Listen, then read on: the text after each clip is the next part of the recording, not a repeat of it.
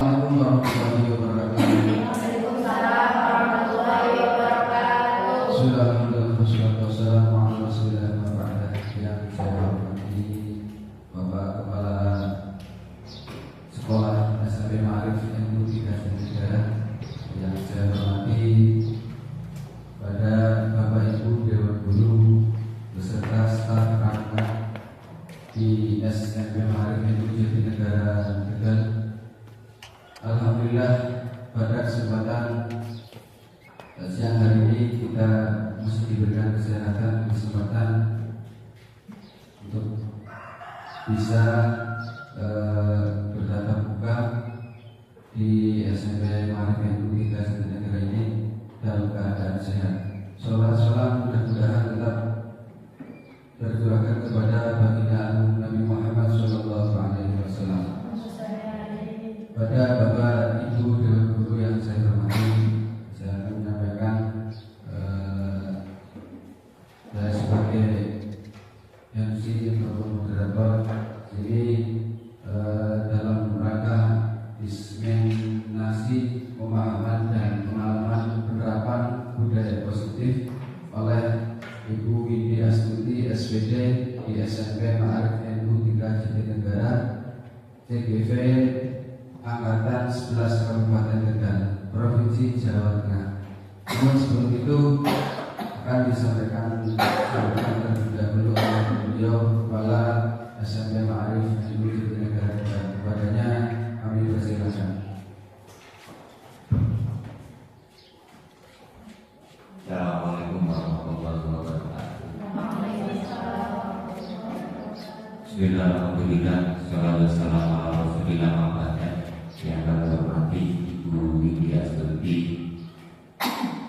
calon guru penggerak angkatan 11 Kabupaten Tegal, Bapak Ibu Dewan Guru yang berbahagia, marilah kita panjatkan syukur kepada Allah Subhanahu wa Ta'ala sehingga pada kesempatan siang hari ini kita masih diberi kesempatan kesehatan untuk melaksanakan aktivitas kita. Dan hari ini adalah salah satu bentuk dari pertanggungjawaban calon guru penggerak Ibu Windy Astuti sarjana pendidikan untuk memaparkan terkait dengan budaya positif di lingkungan sekolah. Salawat serta salam semoga tercurahkan pada baginda Nabi Muhammad SAW. Bapak Ibu yang berbahagia, hari ini kita akan mendengarkan secara langsung dari calon guru penggerak Ibu Windy Astuti terkait dengan budaya positif itu seperti apa.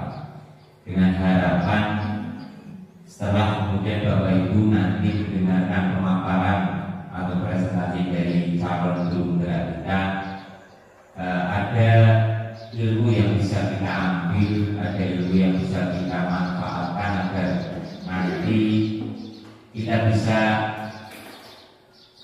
mengimplementasikan di lembaga pendidikan kita, sehingga nantinya ke depan SMP Ma'arif NU 3 Jatinegara akan menjadi sekolah atau lembaga pendidikan yang lebih baik dari sisi manapun, baik dari sisi manajerial, dari sisi tatanan proses kegiatan belajar mengajar dan lain sebagainya, sehingga apa nanti yang disampaikan oleh Ibu Windy Astuti bisa didengarkan dengan baik dan barangkali kemudian panjenengan ada hal-hal yang ingin diutarakan terkait dengan punak-punak panjenengan tentang budaya positif itu seperti apa, monggo nanti bisa disampaikan. Yang kedua, harapan kami nanti Ibu Windy Astuti ilmu yang didapatkan di diklat guru penggerak ini bisa ditularkan ke seluruh Bapak Ibu guru yang ada, sehingga kita akan berubah pola pikir kita yang dulunya konvensional menjadi pola pikir yang boleh dikatakan modern, akan tetapi ada imbasnya untuk peserta didik yang ada di SMP Ma'arif NU 3 Jatinegara.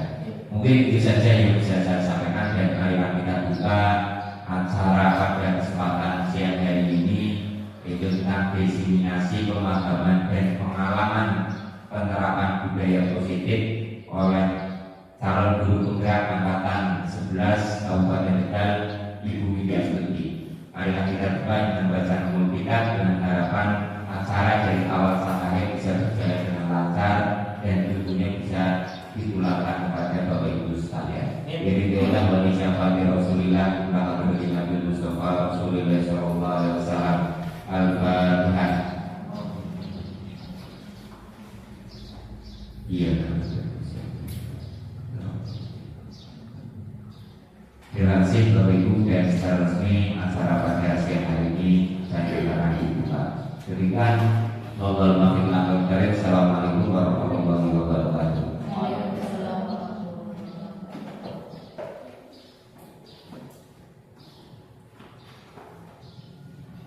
Ya, terima kasih atas penyampaian. Untuk selanjutnya untuk pemaparan diseminasi pemahaman dan pengalaman penerapan budaya positif oleh beliau Ibu Widya Astuti SPD. Padanya waktu dan tempat dipersilakan.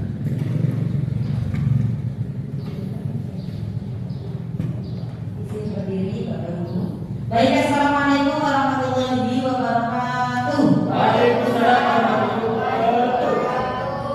Yang terhormat Kepala SMP Ma'arif N3 Jatinegara, Bapak Muhammad Furqon, Sarjana Pendidikan dan Magister Pendidikan, yang dalam hari ini alhamdulillah bisa membersamai kegiatan diseminasi, pengimbasan dan pengalaman penerapan budaya positif. Yang saya hormati seluruh guru SMP Ma'arif N3 Jatinegara dan karyawan yang sudah berkenan hadir dalam kegiatan ini. Semoga barokah senantiasa kita dapatkan dari kegiatan ini.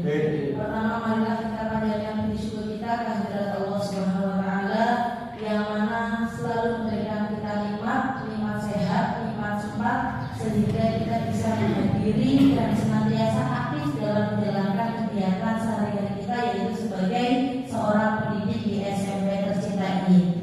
Kedua kalinya, sholawat dan salam marilah kita curahkan juga kepada baginda kita Nabi Muhammad Sallallahu Alaihi Wasallam, Nabi yang tentu kita harapkan syafaatnya di dunia dan akhirat. Amin ya rabbal alamin.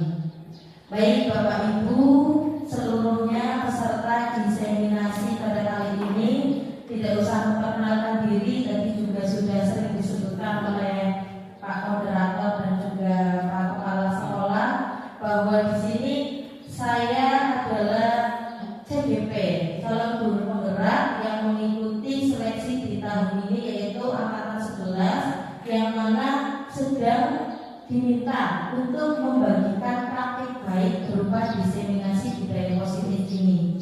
Dan alhamdulillahnya pada hari ini bisa kita laksanakan. Semoga harapannya apa yang nanti akan saya sampaikan ini bisa berimbas untuk kita semuanya, tentu imbasnya yang positif ya. Nah, baik Bapak Ibu, saya ucapkan selamat datang terlebih dahulu untuk Bapak Ibu semuanya calon peserta diseminasi. Tujuan kita yaitu tentu untuk saling berkolaborasi dalam mendukung dan mewujudkan budaya positif yang nantinya akan kita lakukan di sekolah kita SMP tercinta ini. Oke. Sebelumnya, karena saya yakin Bapak Ibu sudah letih, sudah lelah dalam melaksanakan tugas Bapak Ibu selama dari pagi sampai siang hari ini, maka mari kita tersenyum bersama sejenak 30 detik. Tapi saya minta Bapak Ibu untuk bisa berdiri dulu dan berhadap-hadapan ya Bapak Ibu. Berikan senyum termanis Bapak Ibu, senyum terbaik Bapak Ibu kepada pasangan Bapak Ibu. Iya, senyum tipis-tipis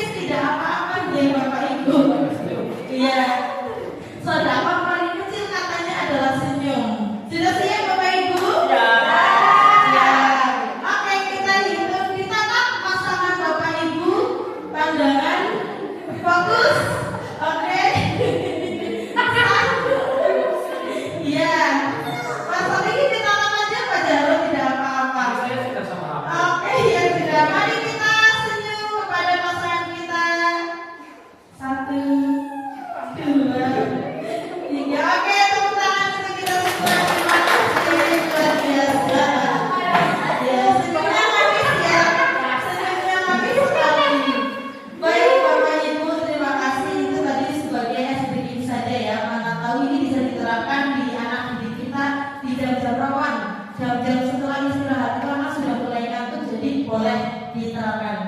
Ya, Bapak Ibu, jadi pada pelatihan atau pendidikan guru penggerak ini ada 3 modul. Yang pertama modul 1, di mana di sana ada 4 subbab. Ada modul 1.1, 1.2, 1.3, 1.4, dan juga ada modul 2, modul 3. Pada kali ini yang akan saya bagikan praktik baiknya adalah dari modul 1.1 dan 1.4. Apa sih yang sudah saya pelajari di modul 1.1 ini sebagai refleksi bersama? Ya, jadi di modul 1.1 itu kami belajar tentang filosofi pemikiran Ki Hajar Dewantara. Masih sudah tidak asing ya, siapa itu Ki Hajar Dewantara. Menurut Ki Hajar Dewantara, pendidikan itu dengan ada 3 semboyan. Yang pertama ingat susun tulodo, yang kedua ingat Yomangunkarso, dan tutwuri handayani. Yang mana ingat susun tulodo di depan memberikan contoh, dan ingat Yomangunkarso di tengah itu memberikan motivasi, tutwuri handayani di belakang memberikan dorongan. Jadi kita sebagai seorang pendidik nih harus ada di sini. Di depan kita memberikan contoh, ya contohnya yang baik-baik, tidak menghilangkan kaki, tidak akan berdiri. Itu contoh kecil, remeh, tapi kalau anak-anak didik kita melihat, ya bisa saja, bisa tidak Bapak Ibu mereka meniru. Bisa.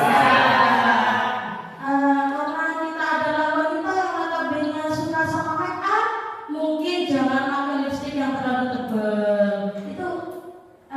Kecil ya, tapi imbasnya memang begitu. Betul sekali. Ingat susun tulodo. Mari kita budayakan budaya yang baik-baik. Jangan ya, walaupun kita juga manusia deh, pasti pernah melakukan kesalahan. Oke, yang kedua adalah pendidikan bertujuan untuk menuntun segala kodrat yang ada pada anak agar mereka dapat mencapai keselamatan dan kebahagiaan yang setinggi-tingginya. Bapak Ibu, kenapa pendidikan itu harus menuntun? Karena seyogianya anak-anak itu mereka sudah memiliki potensi dan bakatnya masing-masing. Mereka sudah terlahir dan diciptakan punya kelebihan sendiri-sendiri. Kita tidak bisa menyamaratakan antara anak pengasinan dan juga anak madasani. Yang mana kalau anak pengasinan kita ngerti mereka mentalnya agak sedikit berkurang dibanding anak-anak madasani yang mentalnya sudah luar biasa. Jadi kita tugasnya hanya untuk menuntun saja. Tidak bisa kita tuntut mereka untuk mengikuti model pembelajaran seperti apa sih yang kita inginkan. Tidak boleh seperti itu. Dan selanjutnya sekolah ibarat ladang. Guru adalah petani yang menanam dan siswa adalah benih. Ibaratnya sekolah ini adalah ladang dan murid-murid kita adalah benihnya. Yang mana kalau kita mau mendapatkan hasil yang baik dari apa yang kita tanam, otomatis benihnya itu harus kita openi deh. Dia harus kita kasih pupuk, harus kita kasih vitamin-vitamin. Sekarang kan vitaminnya tumbuhan banyak, biar nanti hasilnya maksimal banyak gitu. Nah, selain itu juga budi pekerti diperlukan dalam proses pendidikan. Tentu, karena tujuan kita itu tidak hanya pengen mencerdaskan anak, tapi dalam kurikulum saat ini, kurikulum merdeka, tentu kita kepengen budi pekerti anak-anak kita itu yang utama. Goa apa pinter, tapi tidak berakhlak gitu. Oke. Budaya positif atau ekosistem positif ini kita juga bisa mengambil contoh perbandingannya dari hidup kebutuhan seorang petani, di mana hakikatnya sama kewajibannya itu dengan seorang pendidik yang menanam padi. Contohnya kita dapat menuntut tumbuhan padi itu dan dapat diperbaiki kondisi tanahnya, memelihara tanaman padi, memberi pupuk dan air, serta membasmi ulat-ulat jamur-jamur yang mengganggu. Jadi kita ini adalah petani, murid-murid kita adalah benihnya.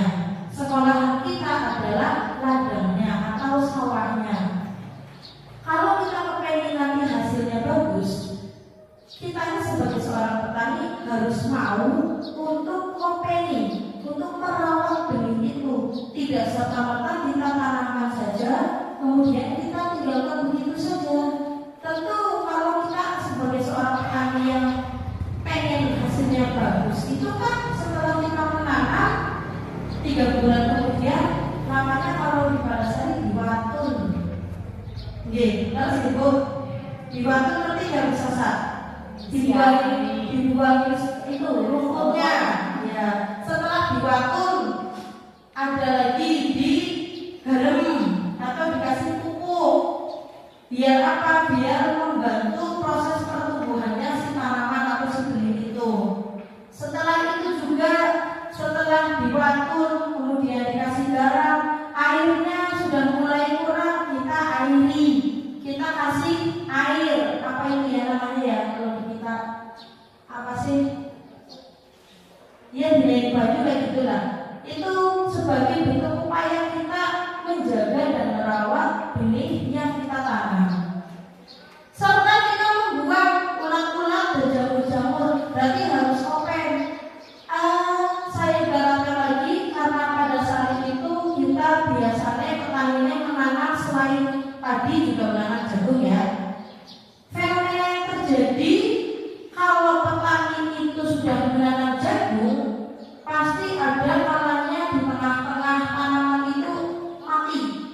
Nah, itu istilahnya ditanjangi gitu.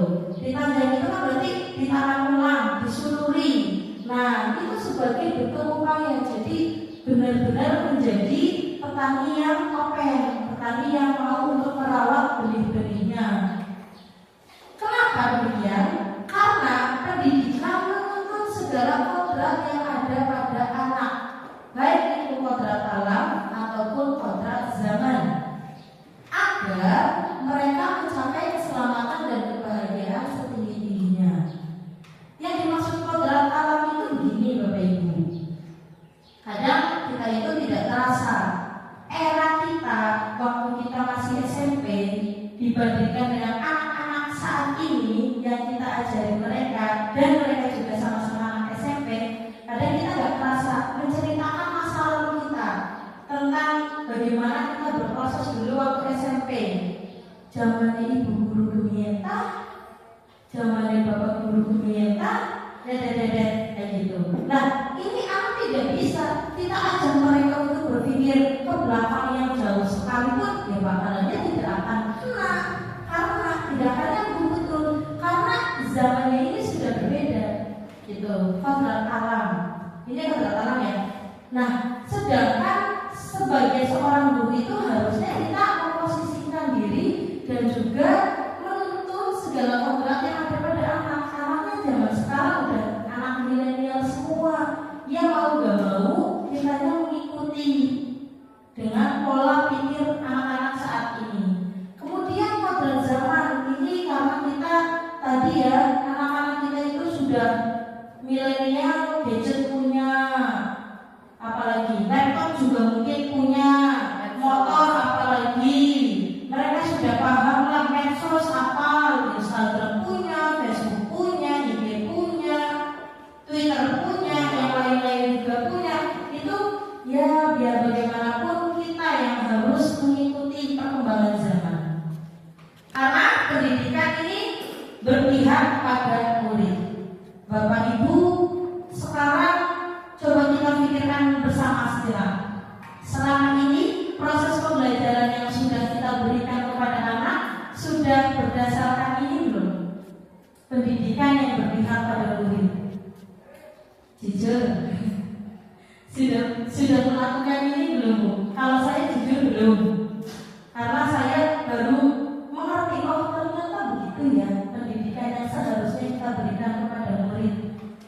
Sekarang ini saya juga merasa kayak mendapatkan tamparan keras gitu dari pendidikan guru penggerak ini. Selama ini proses yang kita berikan, pendidikan yang kita berikan itu masih berpusat pada guru. Ada istilah pendidikan yang berpusat pada guru, pendidikan yang berpusat pada murid. Kalau pendidikan yang berpusat pada guru, berarti kita yang ngoceh aja, kita yang memberikan materi saja, anak mengikuti saja. Tapi kalau pendidikan yang berpusat pada murid tidak, mereka biarkan yang berekspresi, kemudian kita Bapak Ibu di mana sekarang? Pendidikan yang berpusat pada guru atau berpusat pada murid? Pada guru. Tapi tidak apa-apa, kita pelan-pelan mencoba untuk ke sana ya, merubah agar pola pembelajaran yang kita nanti berikan itu ke sini, pendidikan yang berpihak pada murid dengan caranya menjadikan murid sebagai objeknya, bukan sebagai objek subjeknya. Oke, kemudian dari modul 1.2 ini yang diajarkan adalah nilai dan peran guru penggerak. Pada nilai guru penggerak ada 5, yaitu berpihak pada murid, yang kedua inovatif, yang ketiga reflektif, keempat mandiri, dan yang terakhir kolaboratif. Yang dimaksud dengan nilai guru penggerak berpihak pada murid adalah melakukan pembelajaran yang menjadikan murid sebagai subjek pembelajaran menggunakan media pembelajaran yang menarik. Ini seperti yang tadi saya singgung sedikit di awal, bahwa kita harusnya menjadikan peserta didik itu sebagai subjeknya, bukan objeknya yang hanya mendengarkan saja. Tapi kita juga memberikan waktu yang lebih kepada anak agar mereka bisa dijadikan subjek. Bagaimana caranya? Yaitu dengan memberikan pembelajaran yang menarik. Boleh kok kita menggunakan media sosial ataupun perangkat yang lain untuk kita gunakan dalam proses belajar ini. Yang kedua, inovatif, merancang dan menyusun pembelajaran yang dipadukan dengan teknologi saat ini. Ini juga mau gak mau Bapak Ibu, kita dituntut ada PMM, ada kinerja, ada lain-lain. Walaupun kita guru swasta, sekolahan swasta, tapi tetap ada penilaian ke sana, dan mau gak mau kita juga harus bisa. Bapak Ibu guru senior yang tidak paham dengan IT, mau gak mau harus belajar lagi. Kita yang muda-muda, ya masa yang tua aja mau belajar, kita yang muda tidak, begitu. Jadi inilah inovatif. Kemudian reflektif, memanfaatkan hasil saran dari teman sejawat sebagai upaya untuk memperbaiki pola pembelajaran yang kita berikan agar semakin baik. Kita kalau lagi duduk santai makan gorengan, boleh nih sambil ngobrol-ngobrol. Enaknya pendidikan atau kita ngajarin anak pelajaran bahasa Inggris itu modelnya kayak apa ya?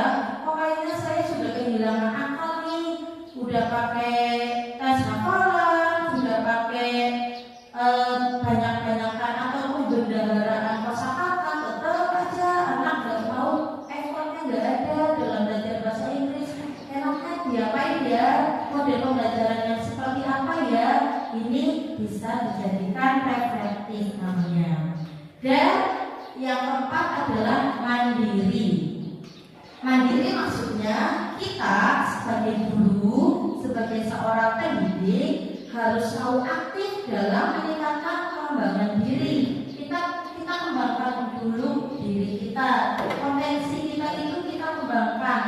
Semakin banyak kita mengambil atau mengikuti pelatihan-pelatihan ataupun kita membaca-baca ataupun sering refleksi dengan teman sejawat, maka ini potensi apa yang ada dalam diri kita itu akan banyak juga, dan kita juga bisa memberikannya sama murid itu lebih banyak lagi, tidak monoton itu aja gitu. Yang terakhir, kolaboratif. Maksudnya adalah bekerja sama dengan maksimal untuk meningkatkan mutu sekolah. Yang dimaksud dengan kolaborasi itu tidak hanya kita antar guru, tapi bisa juga kita menggait instansi lain. Mungkin kita sekarangnya SMP, bisa kita kolaborasikan dengan tingkatan SMA, ataupun bisa juga dengan tingkatan SD, atau juga bisa tidak dengan instansi pendidikan saja. Kolaborasi ini contohnya kalau ada pelajaran IPA yang menjelaskan tentang reproduksi wanita, ini bisa loh dikolaborasikan dengan pihak kesehatan, yaitu dinas kesehatan puskesmas ya yang terdekat. bisa kita berkolaborasi dengan mereka untuk memberikan penjelasan lebih tentang bagaimana sih reproduksi wanita itu biasanya terjadi, di usia berapa sih reproduksi wanita itu biasanya terjadi, kayak gitu. Begitu. Untuk nilai guru penggerak ini jelas Bapak Ibu? Alhamdulillah. Kita lanjutkan ya. Yang selanjutnya adalah peran guru penggerak. Tapi ini guru penggeraknya Bapak Ibu, anggaplah Bapak Ibu semuanya guru penggerak gitu. Jadi saling memiliki materi ini. Yang pertama, menjadi pemimpin pembelajaran. Kita ini adalah seorang pembelajar yang menjadi pemimpin pembelajaran. Kalau pemimpin pembelajaran itu berarti sudah jelas kita berada di ruang kelas. Ya, menjadi pemimpin pembelajaran ini maksudnya tadi kita harus bisa memerdekakan murid, harus bisa mengikuti kemauan murid itu mau belajar model seperti apa, gitu. Yang kedua, menjadi coach bagi guru lain. Coach itu maksudnya pelatih, atau maksudnya bukan menggurui, tetapi saling berbagi praktik baik, saling berbagi. Saya paham ini, saya kurang detailnya di ini, nanti bisa saling berbagi di situ, namanya coach. Yang ketiga, mendorong kolaborasi, dan yang keempat, mewujudkan kepemimpinan murid. Yang lima, menggerakkan komunitas praktisi. Mendorong kolaborasi itu tadi. Seringkali ayo kita berkolaborasi baik antar gurunya ataupun antar sekolahnya ataupun dengan instansi yang lain. Nah, untuk mewujudkan kepemimpinan murid ini bisa kita terapkan di kegiatan OSIS. Kita biarkan anak-anak OSIS itu mereka berekspresi. Contohnya kayak kemarin waktu lomba Agustusan itu kita sudah mewujudkan kepemimpinan murid. Kita hanya mendampingi mereka saja dan mereka yang mengeksekusi, mau seperti apa lombanya, mau bagaimana teknisnya, mau iuran apa tidakkan, mau hadiahnya apa, itu biarkan mereka yang mengolah. Itu namanya mewujudkan kepemimpinan murid. Jadi kita memberikan kesempatan kepada murid itu untuk mereka bisa menggali dan menjadi seorang pemimpin, itu ternyata begitu loh. Nah, untuk menggerakkan komunitas praktisi ini maksudnya itu komunitas yang tidak hanya membahas bagaimana cara belajar di kelas yang baik, bagaimana cara biar kelas itu interaktif, tidak hanya begitu, tapi untuk memajukan sekolah. Contohnya mungkin dari visi kita. Visi kita itu, visi sekolah kan ada apa Bu? Ingat gak? Visi sekolah religius, berbudaya, inovatif, kreatif, mandiri. Hanya itu toh kan? Mungkin bisa saja kita bahas lah yang mau religius itu apanya yang di religius kan, apa gurunya, apa muridnya, apa semuanya. Nah itu bisa diobrolkan di sini. Atau mungkin kita kepengen ya sekolahan kita itu menjadi sekolahan yang ramah anak gitu. Ya bagaimana cara agar kita menjadi sekolahan yang ramah anak, itu bisa diobrolkan di sini di komunitas praktisi. Alhamdulillahnya tanpa kita sadari kita sering loh Bapak Ibu melakukan itu sambil makan gorengan, sambil ngoreksi bersama. Tapi karena tidak ada label label sah gitu ya komunitas praktisi, jadi kita hanya sebatas bocah kaita pinter ya, bocah kaita madan kurang disiplin ya, bocah kaita kayaknya anak masalah, baru sebatas itu. Kita baru menemukan fenomena-fenomenanya saja, tidak kita cari solusinya. Jadi di sini di komunitas praktisi siap ya Bapak Ibu, nanti kita buat kelompok komunitas praktisi yang lebih aktif lagi. Jadi kita tuntaskan obrolan-obrolan yang sekiranya butuh jawaban di situ. Siap ya? Ya. Oke, kayaknya ngantuk sih Bapak Ibu. Ngantuk? Baik, kalau saya sebutkan Manu. Memadukan pikir-pikir dan pikiran.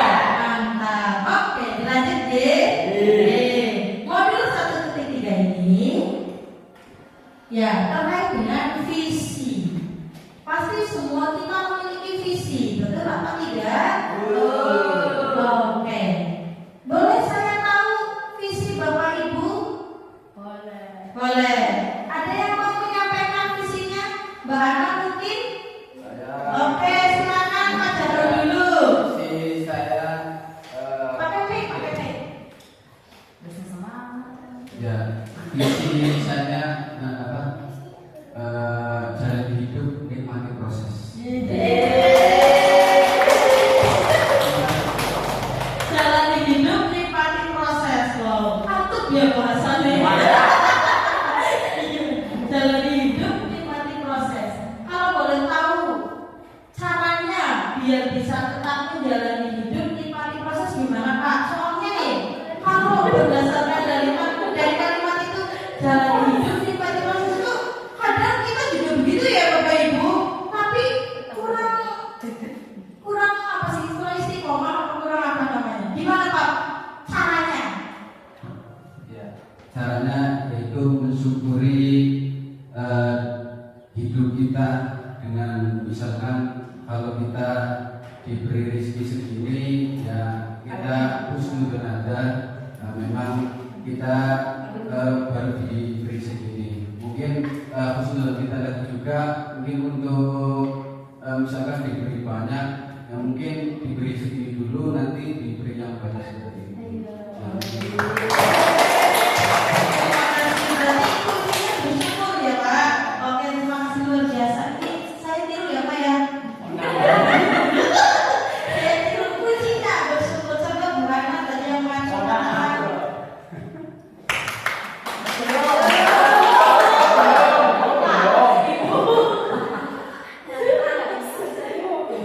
Ya, visi saya adalah menjadi pribadi yang baik, bermanfaat untuk orang lain dan taat beragama.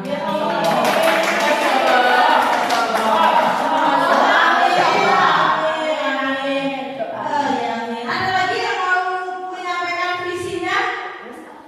Di sini.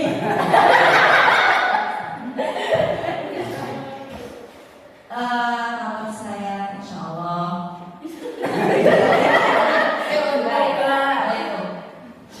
terima panggung. Selalu menerima apa yang diberikan kepada kita. Ya, Sarsa sama Mas Gagal ya. Bersyukur gitu aja. Terima kasih. Luar biasa itu ya. Ya, karena memang setiap kita itu pasti punya visi. Dan selain visi itu paketannya adalah misi. Misi itu adalah prosesnya atau bagaimana kita menggapai visi kita itu. Ya, ada lagi yang mau menyampaikan? Bupati. Bupati. Boleh Bupati. Silakan Bupati. Bahagia Bupati. Kalau visi saya tidak banyak-banyak, saya ingin menjadi orang yang lebih baik lagi aja. Amin. Tidak mau nama suamiku.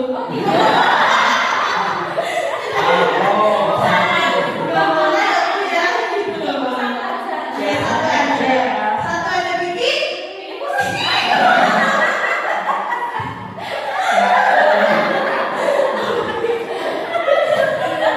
ya. Jadi setiap kita punya visi. Apa sih visi?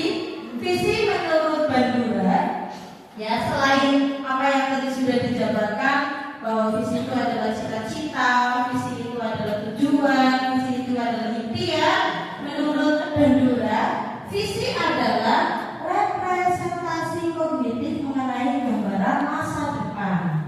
Kemudian menurut Einstein, visi adalah tanda kecerdasan yang sebenarnya bukanlah pengetahuan tetapi imajinasi.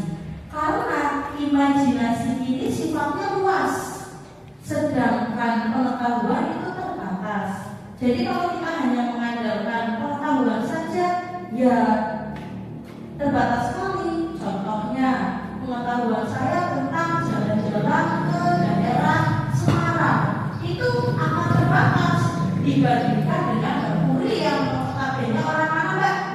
Orang Temanggung pasti nggak hafal daerah Semarang ya. Kalau saya tidak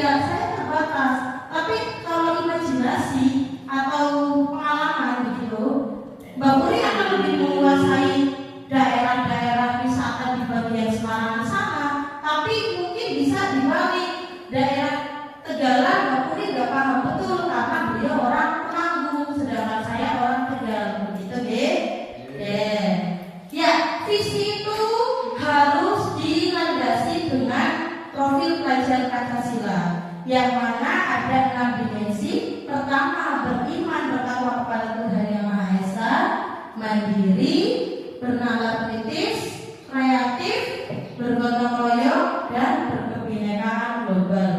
Hafal Bu lagu ini? Hafal. Belajar Pancasila, beriman dan bertakwa pada Allah Yang Esa, dan berakhlak mulia, berkebinekaan global, gotong royong mandiri, kreatif dan bernalar kritis. Gitu. Boleh kita tepuk tangannya? Aku mau nyanyi bersama ya? Belajar Pancasila.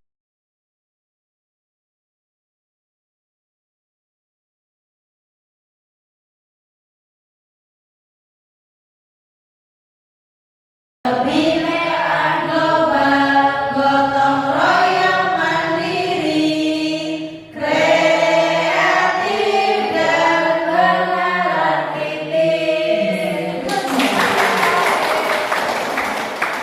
Visi kita sebagai orang yang mandiri, visi kita sebagai guru harus berlandaskan 6 dimensi profil belajar Pancasila ini. Semoga kita bisa mengimplementasikannya ya Bu, Pak. Selanjutnya, dalam pembuatan visi atau kita mengamanahkan sesuatu, mengimpikan sesuatu, mencita-citakan sesuatu, ini ada beberapa cara untuk bisa menyusun itu. Di antaranya dengan menggunakan Bagja. Bagja ini adalah salah satu alat yang bisa kita gunakan dalam menyusun visi misi, yaitu B, buat pertanyaan. Maksudnya kayak gini, visi saya contohnya kita pengen anak kita itu pintar dalam bermain musik, visinya itu. Kemudian kita gunakan alur Bagja ini. Buat pertanyaannya, bagaimana biar anak-anak kita bisa bermain musik, kayak gitu. Nah, kemudian ambil pelajaran. Ambil pelajarannya itu alat musik seperti apa yang bisa kita gunakan. Contohnya kita menggunakan alat musik drum band. Nah, kemudian gali mimpi.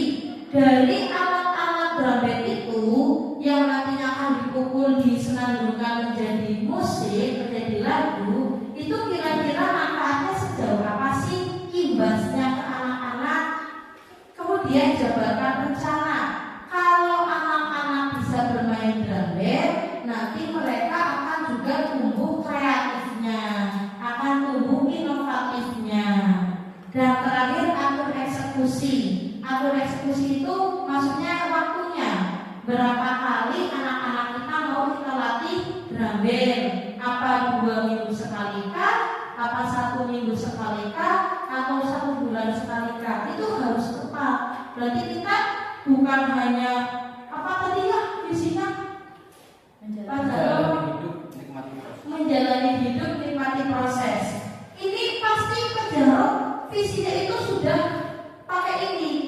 Pertanyaannya, kalau saya tidak menikmati proses, bagaimana saya bisa menjalani hidup? Gitu. Kemudian gali mimpinya. Kalau saya bisa menikmati hidup, maka nanti akan saya itu pasti ke depan akan semakin bahagia. Kayak gitu ini. Jadi alurnya menggunakan alur Bagja. Paham ya, Bapak Ibu? Paham?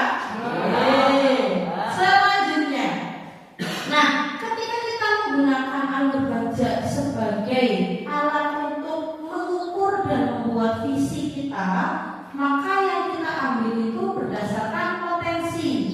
Di sini saya sajikan 2 tabel. Yang pertama, apabila kita membuat visi dasarnya dari masalah, dan yang kedua, apabila kita membuat visi dasarnya dari potensi atau kekuatan atau aset. Nah, perbedaannya sangat jelas. Jika kita membuat visi dasarnya itu dari masalah, maka upayanya itu hanya mencari dan mengatasi masalah.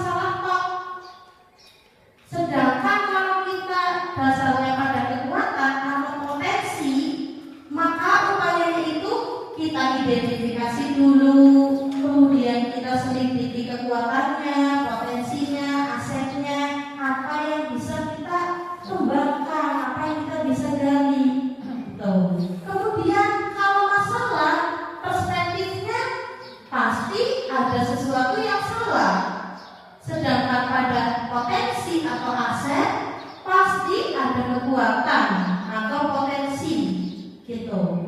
Dan fokusnya untuk masalah, cari kelemahan dalam sistem tersebut, masalahnya, kesulitannya, atau batu sandungannya apa. Kemudian pada kekuatan itu fokusnya apresiasi kekuatan, potensi dalam sistem tersebut, semangat gotong royong. Nah, pengalaman emosinya ketika kita menggunakan visi berbasis masalah ini adalah tidak menyenangkan. Namanya masalah pasti tidak menyenangkan kan? Kemudian kalau kita galinya itu menggunakan aset atau potensi, pengalaman itu pasti bahagia karena kita udah pede duluan, kita punya potensi yang luar biasa untuk kita jadikan visi. Contoh, kalau kita buat visi untuk sekolahan kita ini pada aset kekuatan atau potensi, kita punya anak didik atau murid yang mereka adalah santri, otomatis mereka sudah pada bisa baca Al-Quran. Kita mau bikin visi mewujudkan peserta didik yang religius gitu ya, mewujudkan peserta didik yang religius. Kita sudah punya aset karena anak-anak kita itu adalah santri, jadi kita bisa upayanya tadi untuk menyelidiki asetnya udah jelas santri. Kemudian fokusnya, potensinya apa yang mereka miliki. Si anak santri pasti insya Allah ke yang sembayangnya, ke yang ngajinya, tidak ditinggalkan dan meninggalkan apa perbuatan-perbuatan yang tidak baik itu pasti tidak dilakukan. Kemudian bahagia pastinya karena kita udah punya posisi mereka sebagai santri. Tapi kalau visinya itu dari kesalahan, contoh visinya itu mewujudkan peserta didik yang mewujudkan peserta didik yang disiplin. Bisa saja kita melihat gara-gara anak-anak kita itu sering datang terlambat, jadi kita mau bikin visinya itu yang disiplin berdasarkan masalah kan, berarti masalahnya itu mereka makanya telat, mereka tidak taat aturan, mungkin seperti itu.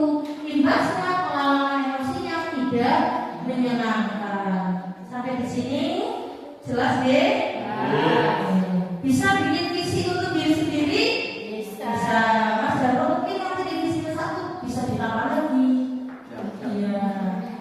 Selanjutnya pada modul 1.4 ini yang terakhir di subbab modul 1, yaitu adalah budaya positif. Namun sebelum itu Bapak Ibu kayaknya sudah agak mulai sedikit ya. Mari kita berdiri sejenak.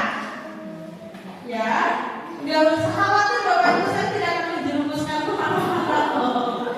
Iya, Bapak Ibu pasti bisa berhitung. Bisa. Coba berhitung dari 1 sampai 5. Bareng-bareng 1, 2, 3. 1, 2, 3, 4, 5. Oke. Tapi sekarang agar tidak hanya bibir kita yang bergerak,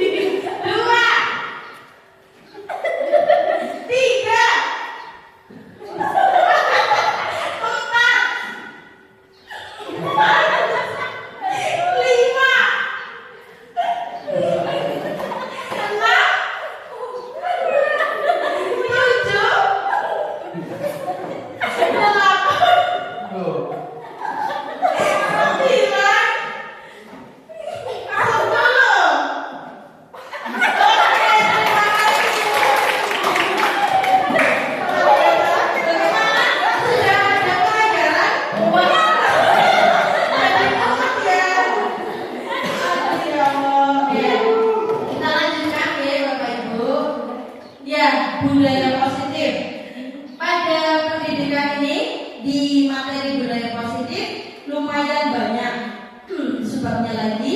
Di antaranya ada perubahan paradigma belajar, disiplin positif, kebutuhan dasar manusia, motivasi perilaku manusia, posisi kontrol restitusi, keyakinan kelas, dan segitiga restitusi.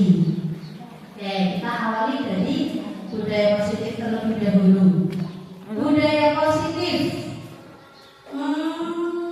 Kira-kira kalau kita dengar budaya positif, Bapak Ibu, apa yang ada dalam pikiran Bapak Ibu? Perilaku yang baik. Terima kasih. Ada lagi? Kebiasaan baik. Sudahkah kita menerapkan budaya positif dalam kehidupan sehari-hari kita? Insya Allah, pasti insya Allah. Pengennya kayak selalu ya. Ya, oke. Dalam budaya positif ini ada 3 hal yang sangat mempengaruhi. Yang pertama adalah lingkungan, yang mana lingkungan itu harus positif. Yang kedua adalah membentuk keyakinan kelas, dan yang terakhir adalah peraturan kelas. Nah, yang pertama lingkungan positif, maksudnya lingkungan kita, lingkungan sekolah yang menyenangkan dan nyaman akan murid, memberikan rasa aman pada murid. Salah satu contohnya, ada yang bisa memberikan contoh tidak? Lingkungan positif apa sih yang sudah kita berikan kepada peserta didik kita, yang sudah ada di sekolah kita apa? Mbak Sasa? Seperti senyum, sapa, salam. Ya, terus gotong royong. Udah, terima kasih. Terima kasih boleh. Kalau bacaan BBK setiap pagi itu termasuknya budaya positif tidak boleh? Pembacaan Yasin dan Tahmid setiap hari Jumat pagi termasuknya positif tidak? Alhamdulillah, berarti di lingkungan positif kita sudah menerapkan itu Bapak Ibu. Cuma kita belum sadar bahwa ternyata ini ada di modul ini 1.4. Dan saya waktu pelajari itu pede sekali ya, bangga. Ternyata sekolah saya itu sudah mengimplementasikan itu. Anak-anaknya sudah sering membaca Yasin Tahmid setiap pagi, dan itu tidak semua sekolah ada. Makanya lingkungan positif pasti akan sangat mempengaruhi budaya positifnya. Nah, kemudian selain itu ada membentuk keyakinan kelas. Dalam proses ini, pembelajaran maupun di kelas ataupun di luar, perlu adanya keyakinan kelas yang harus dipatuhi. Ya, kenapa harus keyakinan, bukan aturan? Walaupun nanti di sini ada penjelasannya. Kenapa keyakinan kelas itu juga harus dipaparkan kepada peserta didik kita? Karena yang namanya keyakinan itu kan abstrak ya, tidak terlihat. Contoh, kita meyakini adanya Allah. Apakah kita sudah siap untuk bertemu Allah? Belum. Kita meyakini bahwa Nabi kita itu Nabi yang terakhir, Nabi Muhammad, walaupun kita tidak pernah ketemu. Nah, itu namanya keyakinan. Jadi ini juga harus kita tanamkan dulu kepada anak didik kita. Selanjutnya, peraturan kelas. Menciptakan budaya positif di kelas dengan membuat kesepakatan kelas atau guru antar murid, dan juga murid merasa nyaman dan aman mengikuti pembelajaran. Jadi dalam peraturan kelas itu nanti akan sangat terikat dengan keyakinan. Karena adanya aturan itu kan kalau ada yang melanggar. Tapi kalau keyakinan, tanpa ada aturan pun pasti akan diikuti. Contoh, anak didik kita itu kalau tidak kita ingatkan untuk bersih-bersih, kadang-kadang suka lupa kelasnya jadi piket. Nah, ini yang harus kita terapkan, berarti keyakinannya. Keyakinan tentang pentingnya menjaga kebersihan di kelas. Jadi nanti akan muncul peraturan jaga kebersihan gitu. Makanya antara peraturan dan keyakinan ini harus tumbuh dulu adalah keyakinan, baru nanti diikuti dengan peraturan. Nah, selanjutnya dalam mewujudkan budaya positif di sekolah, baik di dalam ataupun di luar kelas dan juga di lingkungan sekolah, maka harus senantiasa berkolaborasi Bapak Ibu dengan semua pihak yang ada di sekolah, baik itu kepala sekolahnya, gurunya, muridnya, karyawannya, bahkan juga tidak hanya di dalam sekolah saja, lingkungan sekolah pun bisa kita ajak untuk bisa mewujudkan budaya positif ini.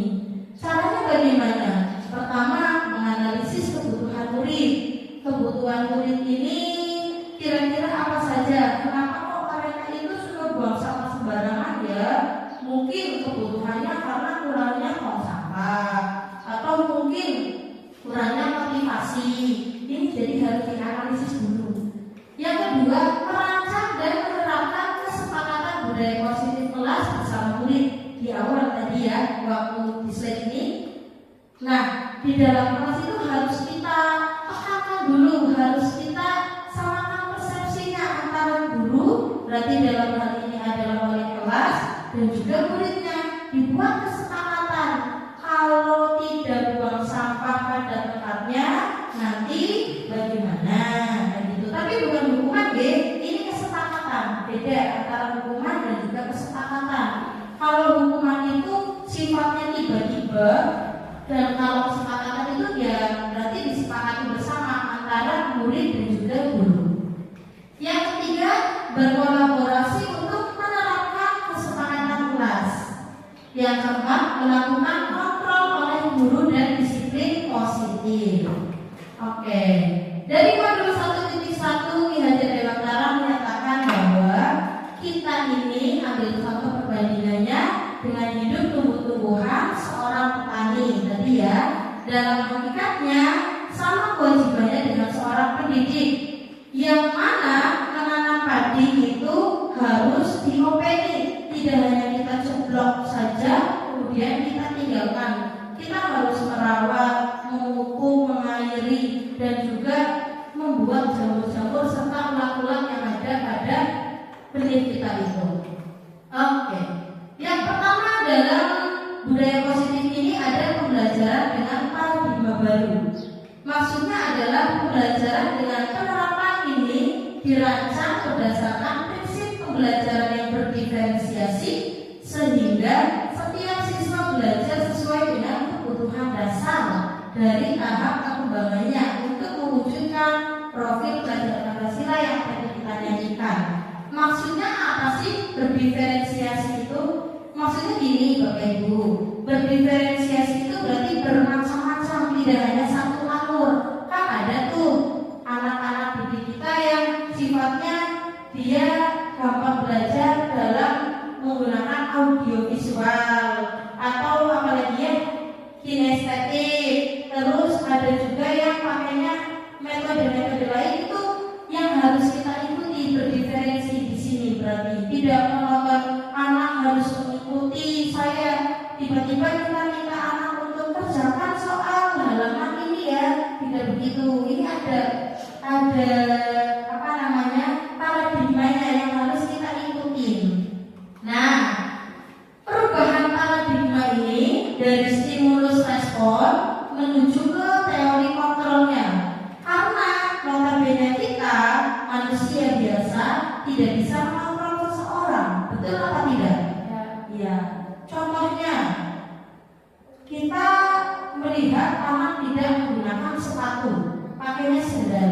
Kita tegur, kemudian kita minta anak itu besok lagi pakai sepatu ya. Kira-kira anak itu akan mengikuti perintah kita tidak?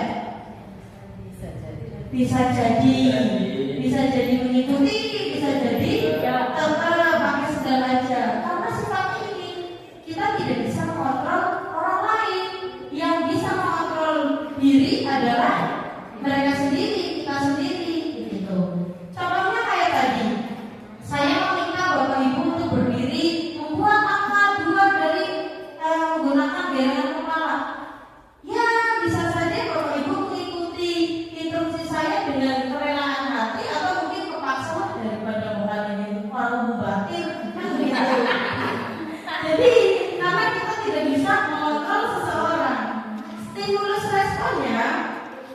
perbandingannya antara stimulus respon dan teori kontrol, kita mencoba mengubah orang agar berpandangan sama dengan kita. Ini yang distimuluskan. Tapi pada teori kontrolnya, kita berusaha memahami pandangan orang lain tentang dunia. Jadi berbeda ya. Ya. Kemudian perilaku buruk dilihat sebagai suatu kesalahan.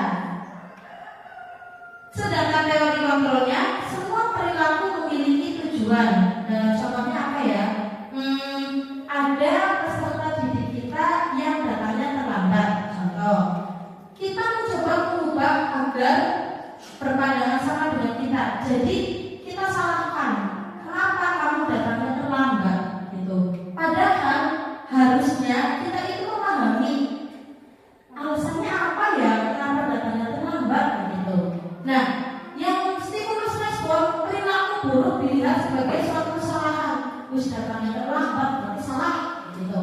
Nah, padahal seharusnya kita itu memiliki apa ya? Setiap tindakan itu memiliki tujuan. Pasti nih ada alasan tertentu kenapa dia datangnya terlambat. Orang lain bisa mengontrol saya, hanya Anda yang bisa mengontrol diri Anda. Ini perbedaan. Kemudian saya bisa mengontrol orang lain, sedangkan pada teori kontrol Anda tidak bisa mengontrol orang lain. Sedang lanjut kepada stimulus respon, pemaksaan ada pada satu bujukan gagal. Sedangkan pada teori kontrol, kolaborasi dan konsensus menciptakan pilihan-pilihan baru. Pada stimulus respon yang terakhir, modelnya itu berpikir menang kalah. Maksudnya gini, kalau saya bisa menyuruh Bu Sasa untuk menggelengkan kepala angka 2 itu, berarti saya yang menang. Bu Sasa yang nurut, ini berarti yang kalah. Ini pakai stimulus respon menang kalah. Tapi pada teori kontrol itu, padahal modelnya itu berpikir menang-menang. Saya menang, dia juga menang. Gak ada istilah menang dan kalah seperti itu. Oke. Selanjutnya dari modul 1.4 ada budaya disiplin positif. Oke, Bapak Ibu, apa itu disiplin menurut Bapak Ibu? Ada yang mau menjelaskan atau menyampaikan pendapatnya? Tepat waktu. Tepat waktu. Ada lagi? Ada lagi? Apa Bu? Sikap taat. Tepat waktu. Ada lagi? Baru? Melakukan piket kelas. Melakukan piket kelas. Ada lagi? Terjadwal. Oke, ada lagi? Disiplin. Ya. Mentaati peraturan. Oke, tepuk tangan untuk kita semua. Ya, dari disiplin. Ketika kita menggunakan kata disiplin, pasti yang ada dalam benak kita adalah aturan. Betul? Apa betul? Betul apa betul Pak Agus? Betul.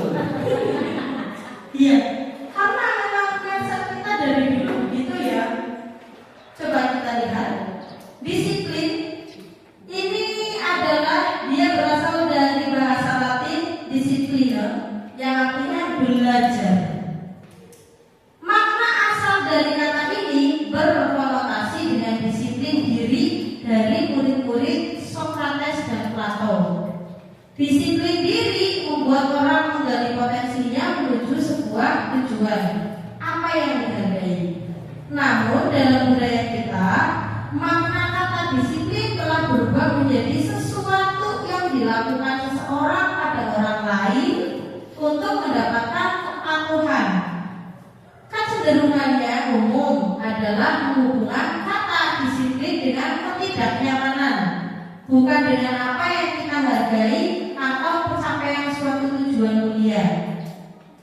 Ya, dijelaskan di sini bahwa ketika kita mendengar kata disiplin, maka akan erat hubungannya dengan yang namanya kepatuhan atau aturan. Sedangkan menurut Plato, disiplin itu adalah belajar. Maksudnya adalah ketika kita mau mengimplementasikan pada diri kita itu disiplin, maka yang harus kita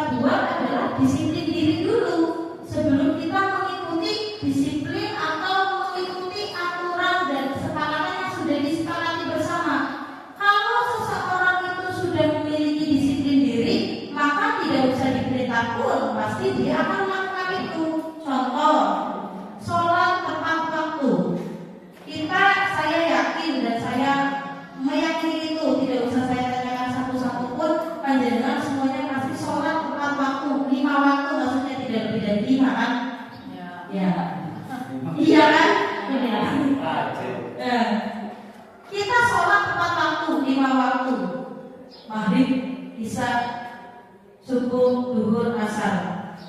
Kalau kita sudah meyakini dan kita sudah menanamkan dalam hati disiplin diri, tidak usah diperintah pun kita akan ambil air wudhu, kita akan sholat di waktunya. Kayak gitu. Sedangkan pada ketika kita menjalankan disiplin itu, jika belum memiliki disiplin diri, ya pastinya butuh orang lain untuk membantu agar kita itu mau melakukan itu. Jadi kuncinya adalah disiplin diri dulu, baru kita bisa mengikuti disiplin yang ada aturannya. Next, disiplin positif. Kata disiplin juga sering dihubungkan dengan hukuman tadi ya, karena ada orang sering melakukan berangkatnya cepat. Kita berangkatnya pagi-pagi. Kenapa? Karena Pak Kepala sudah ngetek-tek di depan gerbang. Ada loh yang berangkatnya pagi itu karena takut kepala sekolahnya sudah ada di depan gerbang. Jadi saya berangkatnya harus seperti harus disiplin. Berarti itu dari apa? Dari diri bukan? Bukan. Ya, dalam budaya kita makna atau disiplin dimaknai menjadi sesuatu yang dilakukan seseorang pada orang lain untuk mendapatkan kepatuhan. Tadi kita cenderung menghubungkan kata disiplin dengan ketidaknyamanan. Padahal kalau kita melakukan itu tanpa dari hati kita sendiri itu akan merasa tidak nyaman. Bisa kepala yang teman sih, begitu kan? Akhirnya kita merasa tidak nyaman. Doa kepala ini katanya kamu bayar, kayak gitu. Ya, oke. Dari disiplin diri dan juga disiplin positif itu harus ada nilai-nilai kebajikannya, harus ada nilai-nilai universalnya yang kita tanamkan. Di antaranya nilai-nilai itu ada peduli, rajin, integritas, rasa hormat, kebersamaan, keberanian, kebahagiaan, tanggung jawab, dan lain-lain. Jika kita mengikuti aturan sekolah ini hanya karena kita pengen dilihat orang yang paling disiplin saja, tanpa ada rasa tanggung jawab yang melekat di diri kita, maka itu belum menjadi disiplin diri, belum menjadi disiplin positif, belum. Maka kita harus tanamkan nilai-nilai ini dulu kepada diri kita. Oke, itu ya. Dan nilai-nilai kebajikan universalnya itu beriman, bertakwa kepada Tuhan Yang Maha Esa dan beramal mulia, mandiri, bernalar kritis, berkebinekaan global, gotong royong, dan kreatif. Oke, itu Bapak Ibu. Selanjutnya, masih semangat? Oke,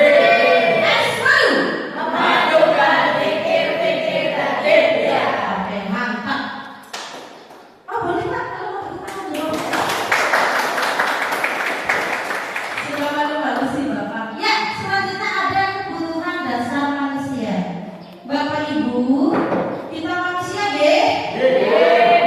Manusia memiliki 5 kebutuhan dasar yang sadar atau tidak sadar kita pasti butuh, dan apabila ada salah satu dari kebutuhan ini yang tidak terpenuhi, maka akan sangat jelas imbasnya.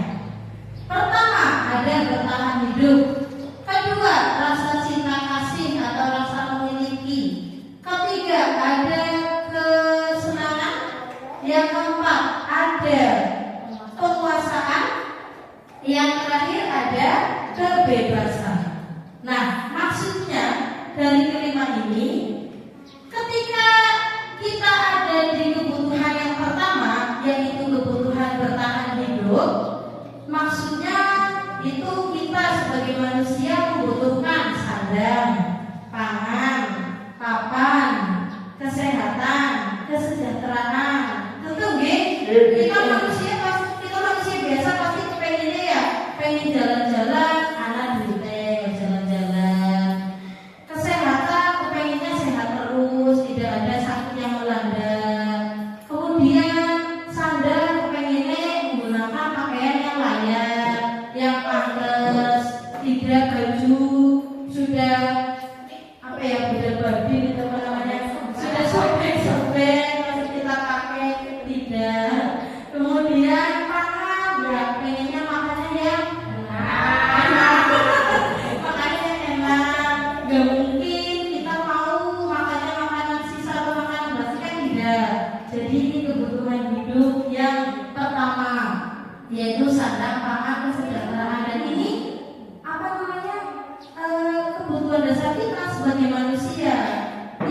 kedua, cinta dan kasih sayang. Oke, sebelumnya yang kedua, Bapak Ibu.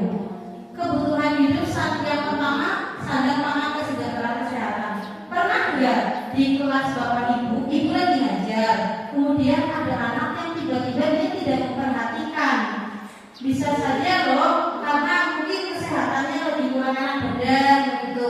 Ini apabila tidak terpenuhi kebutuhan hidup ini, pasti efeknya belajarnya tidak semangat kan? Ya. Yang kedua, cinta kasih atau rasa memiliki dan dimiliki. Kita juga butuh ini. Apa itu? Kepengen dianggap, kepengen diakui, kepengen diterima, kepengen diperhatikan, kepengen disayangi. Contohnya, saya sering nanya sama Bu Indah, kalau saya hari ini nggak berangkat, besoknya saya berangkat, saya nanya, Bu Indah mungkin masih diajarinya malah. Begitu ya Bu Indah ya. Saya sering nanya itu karena apa? Oh, ternyata saya memiliki kebutuhan dasar manusia di sini, kepengen diakui, kayak gitu. Jangan-jangan murid kita juga sama, Bapak Ibu. Ada loh murid kita yang mereka kelihatannya sih bawel, cerewet, tapi padahal apa? Jangan-jangan mereka kepengen dianggap, kepengen diakui. Iya ya, ternyata si ini aktif. Itu. Jadi jangan disalahkan. Memang hakikatnya manusia ya begitu. Yang ketiga, karena kebutuhan yang ketiga adalah kesenangan. Maksudnya, contohnya bercanda, humor, ledek, bahkan sampai bully kadang ya. Tapi kalau bully ini kita stop bully, jangan sampai. Cukup di bercanda, humor dan ledek aja. Nah, Kakak Yoto sering bercanda, sering tiba-tiba ketawa tanpa sebab itu. Itu karena beliau membutuhkan kebutuhan hidupnya di sini, di kesenangan. Kayak gitu. Kita mengajar anak juga jangan yang jangan yang serius-serius amat. Ada kalanya lah kita ngelawak sedikit, kita kasih mereka humor. Karena bisa jadi dari humoran itu nanti akan merimpress otak mereka kembali. Akhirnya terpenuhilah kebutuhan kesenangan ini. Dan yang keempat ada kebebasan. Kebebasan yang dimaksud ini karena kita ada di lingkungan sekolah ya, kebebasan dalam berpendapat, kebebasan dalam berekspresi. Jadi tidak boleh kita batasi pendapat mereka atau mungkin ekspresi mereka mau seperti apa itu jangan dibatasi. Berpendapat contohnya, ketika pemilihan OSIS kan anak-anak kita kreatif tuh, pada yel-yel, pada teriak-teriak, menyerukan pasangannya atau calonnya yang disukai masing-masing. Ya biarkan, itu namanya berarti mereka sedang ada di fase kebebasan. Pengen merasa bebas sebagai manusia. Dan yang terakhir ada penguasaan. Ya, pada poin ini, maka ini lebih ke contohnya menaati aturan, menciptakan lingkungan aman dan kondusif. Gitu.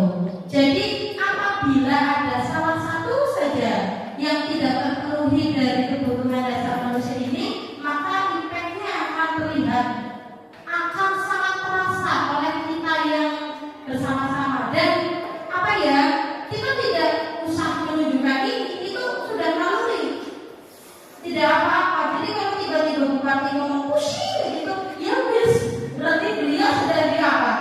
Kebutuhan mana?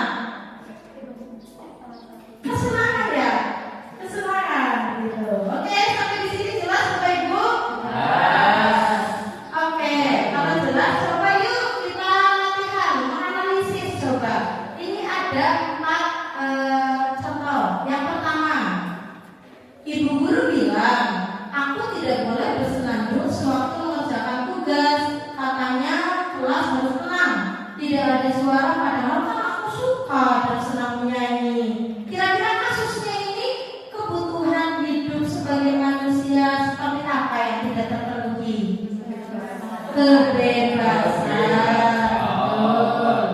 Kemudian ibu guru tidak menyapaku hari ini, padahal aku pakai jepit rambut baru. Perhatian berarti kasih sayang ya, ini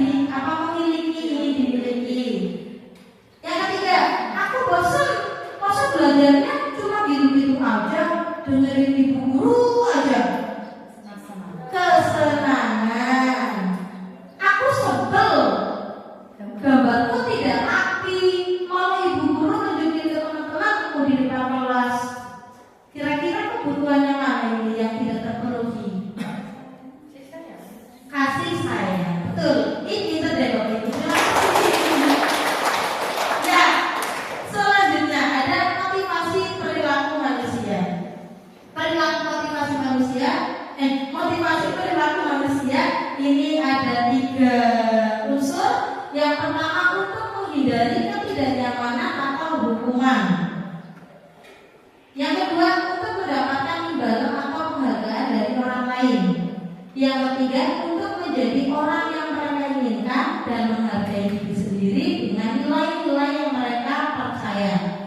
Tadi di awal sudah disampaikan pada disiplin diri, ini kaitannya dengan ini.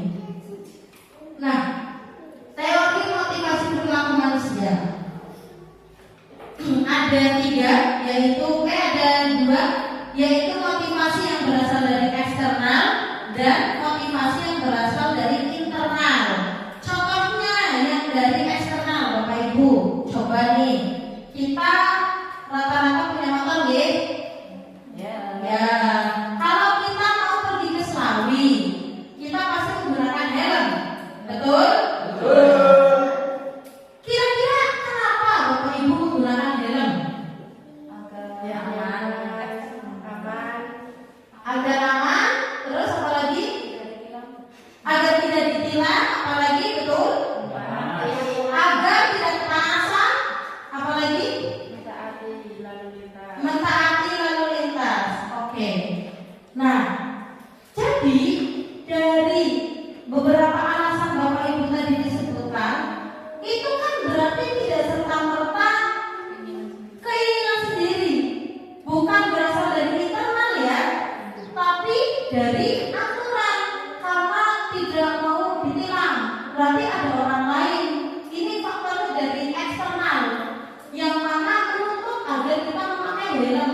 Padahal seharusnya kita menggunakan helm itu kalau dari internalnya adalah agar keamanan, biar kita itu selamat, tidak terkena apa-apa, jatuh ya kepalanya masih aman.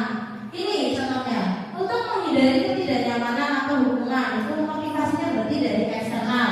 Dan untuk mendapatkan imbalan dari orang lain atau institusi, ini juga dari eksternal. Contohnya tadi, kita berangkat cepat karena kepala sekolahnya ada di gerbang. Berarti itu kita bukan dari internal, tapi ada eksternalnya. Oh, sebabnya karena kepalanya angkatnya cepat, jadinya angkatnya cepat. Itu bukan itu motivasi, tapi berasal dari eksternal, bukan dari internal. Gitu ya. Oke. Masih semangat Bapak Ibu?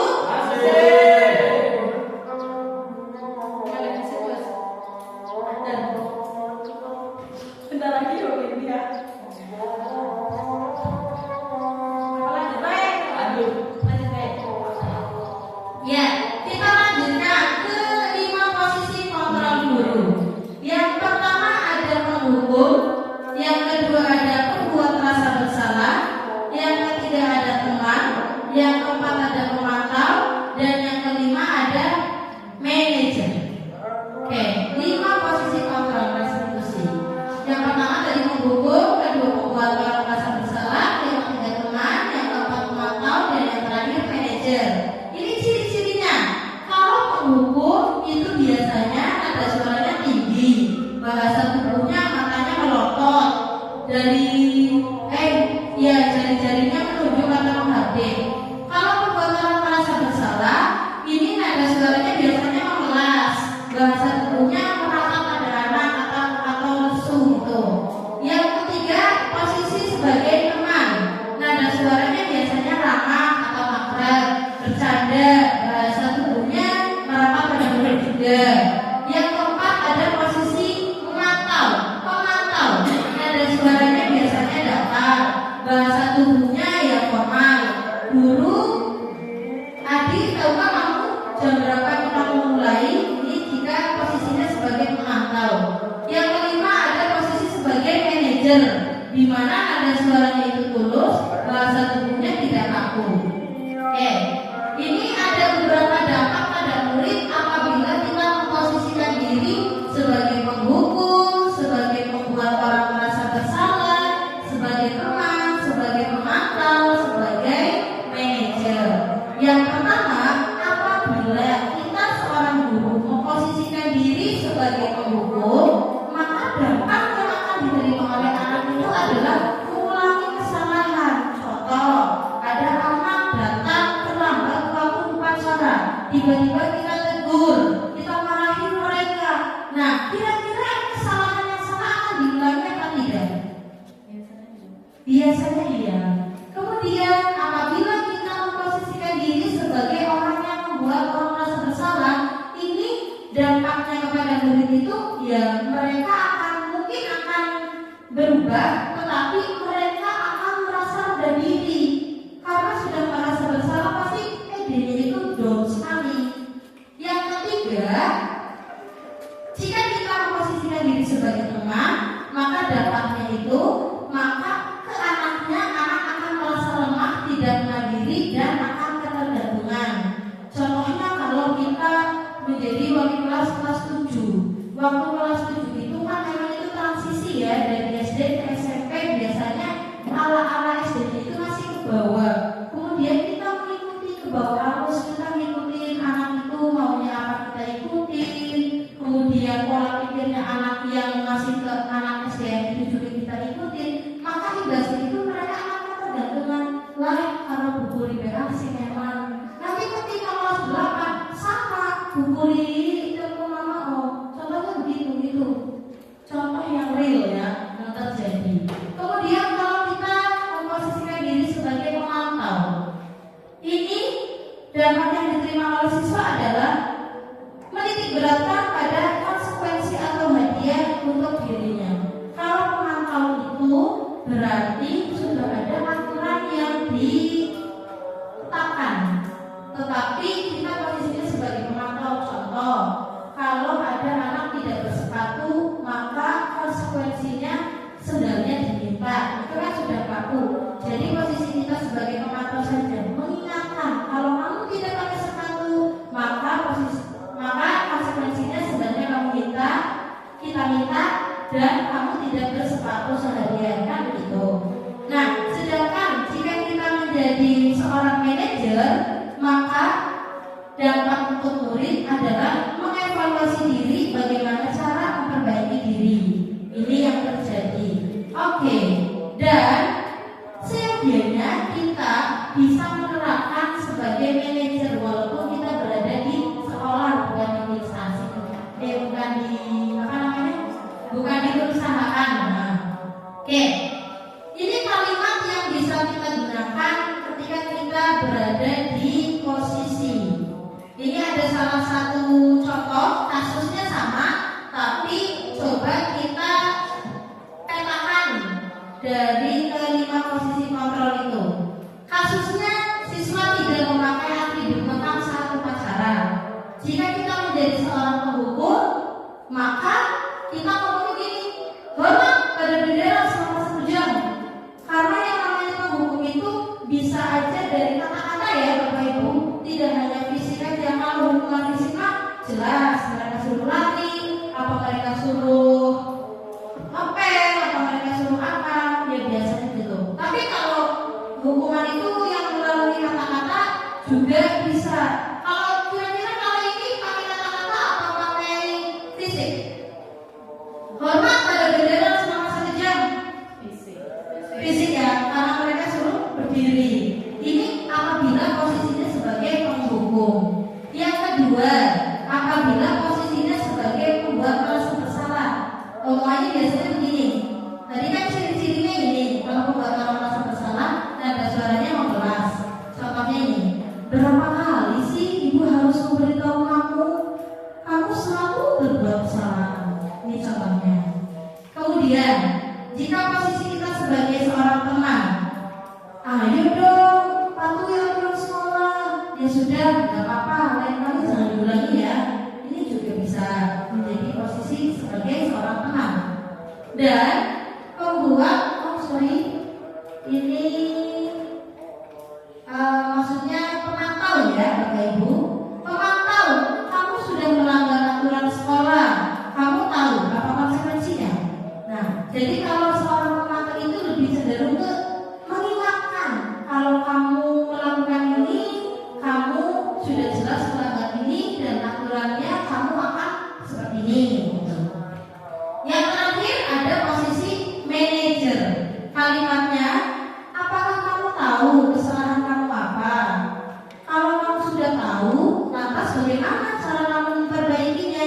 Jadi kalau posisi manajer itu kita tanyakan, kita sadarkan bahwa dia itu salah, kemudian kita minta mereka untuk mencari solusinya apa dari kesalahan itu.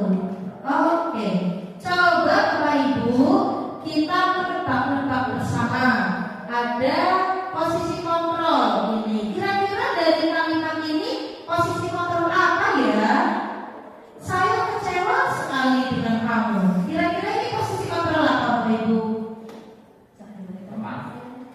Nah, saya ingatkan untuk posisi kontrol itu ada 5. Yang pertama penghukum, yang kedua membuat merasa bersalah, yang ketiga teman, yang keempat pemantau, yang terakhir manajer. Kira-kira kalau kalimat ini posisi kontrol apa? Membuat merasa bersalah. Coba kita cek. Oke, betul. Selanjutnya, kamu tidak akan mendapat nilai kalau kamu tidak mengerjakan tugas. Pemantau. Apa ini kira-kira? Penghukum, pemantau, penggugur. Kamu tidak akan mendapat nilai kalau kamu tidak mengerjakan tugas. Penggugur, betul? Kita cek bersama.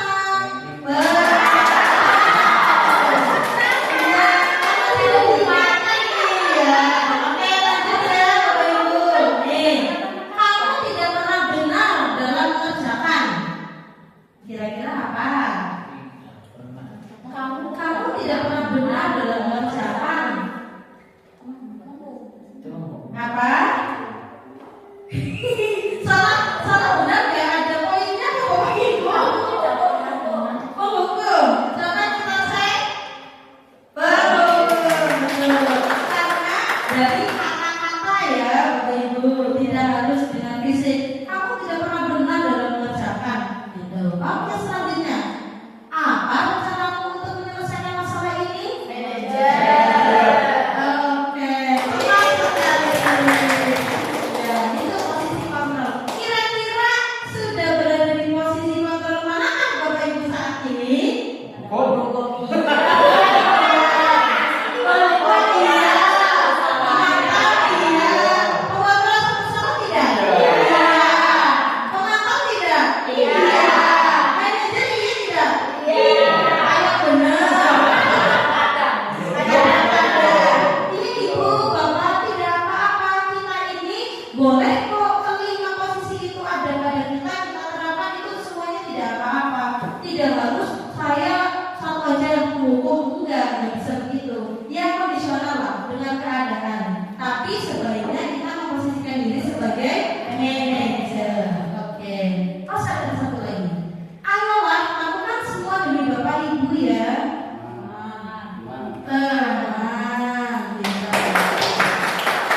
Selanjutnya, keyakinan kelas. Mengapa keyakinan kelas? Mengapa bukan peraturan kelas? Ya, di awal tadi sudah disampaikan sedikit, makanya saya tidak tanyakan di sini. Keyakinan kelas adalah kira-kira tidak. Kira-kira apa Bapak Ibu? Kenapa kok keyakinan kelas bukan peraturan kelas? Ya, silakan Bu Lydia. Ya. Oke, keyakinan kelas bisa menumbuhkan kesadaran diri. Ada lagi? Ya, betul. Terima kasih. Keyakinan kelas. Mengapa tidak peraturan saja? Kenapa harus keyakinan kelas? Karena untuk mendukung motivasi intrinsik, kembalikan ke nilai-nilai keyakinan. Jadi harus dari hati dulu ya Bapak Ibu. Kalau kita sudah meyakini bahwa menjaga kebersihan itu penting, ya pasti itu akan dilakukan. Oke. Selanjutnya, dalam proses pembentukan keyakinan kelas, ini ada beberapa tahapan yang sangat simpel. Pertama, sifatnya harus abstrak. Yang kedua, berupa kalimat yang umum, jadi yang anak-anak itu paham. Yang ketiga, jangan menggunakan perkataan negatif, contohnya seperti dilarang atau apalagi kalimatnya negatif. Dilarang, apalagi diharamkan, itu tidak boleh. Harus menggunakan kata-kata yang positif. Contohnya, kalau kita mau menjaga lingkungan kelas ini agar bersih, berarti kan jagalah tidak boleh menggunakan jangan buang sampah sembarangan, itu tidak boleh. Lebih baik kalau langsung pakai kalimat positif itu. Jelas ya?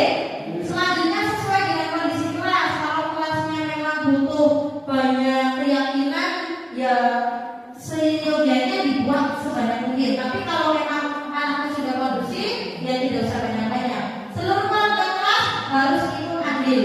Tidak boleh keyakinan kelas itu hanya dari guru, tapi siswa juga harus dilibatkan. Bisa kita minta anak untuk membuat coba keyakinan kelasnya apa menurut Sasa, menurut Kurim, menurut Zahra apa.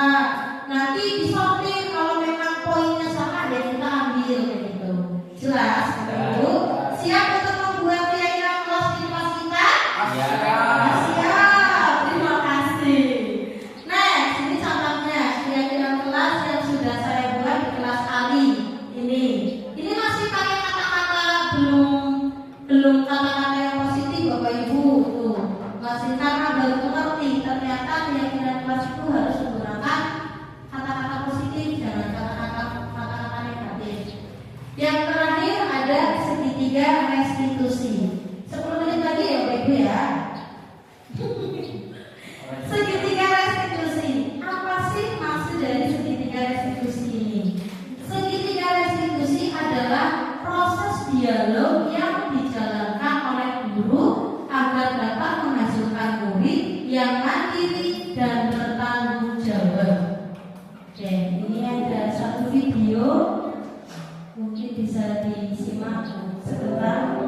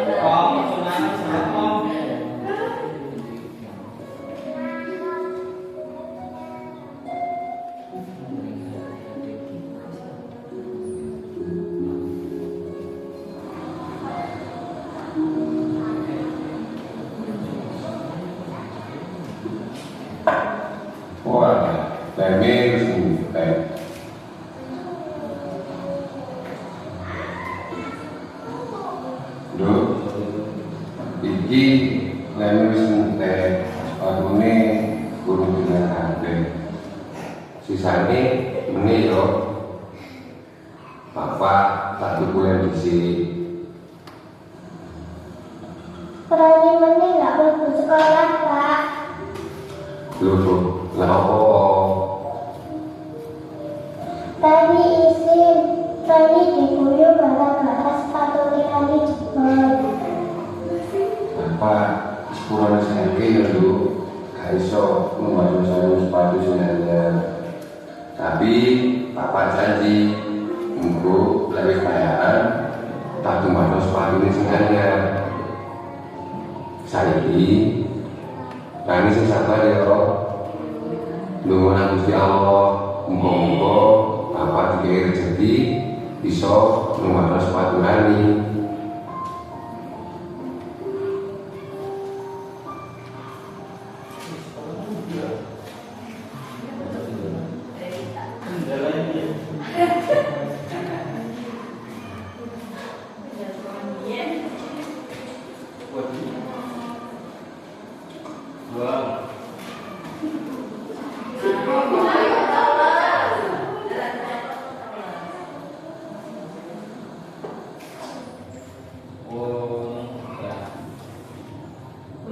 Lola, aku dijemput sepatu ini. Apa-apa, Kim? Sepatu nggak tambah rusak. Soalnya setas dimenang ke bapakku. Ayo, Budak.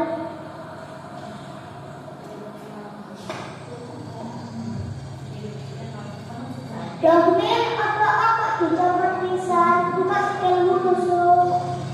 Musuh, ya sepatuku gak rusak pisan. Ayo.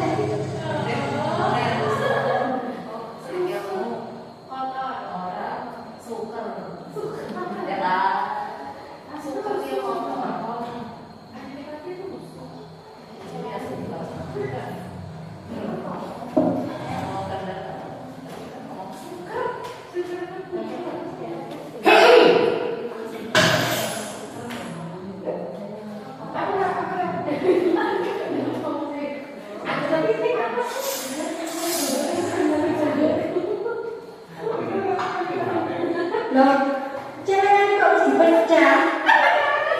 Bila menjadi sepatu bu, dibikin manis akeh. Waduh, ate diganti ku sepatu apa manis ini? Ini kan ibu wis uang sing anyar. Sepatu ibu larang. Dipen tabungane iku lho, delok iki. Sepatune nani wis rusak, tapi ya tetap digayai.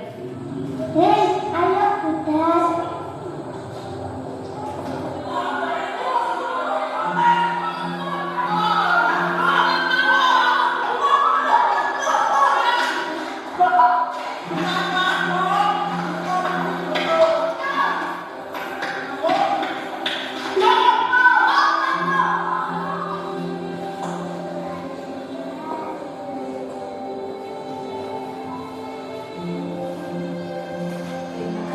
Hati-hati, ojo sampai hilang mana sepatunya ya, Bu. Bu.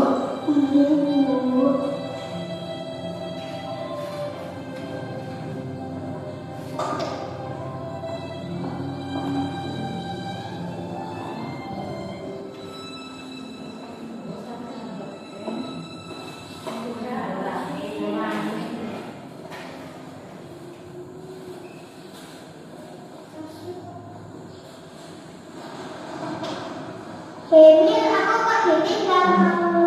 Oh iya.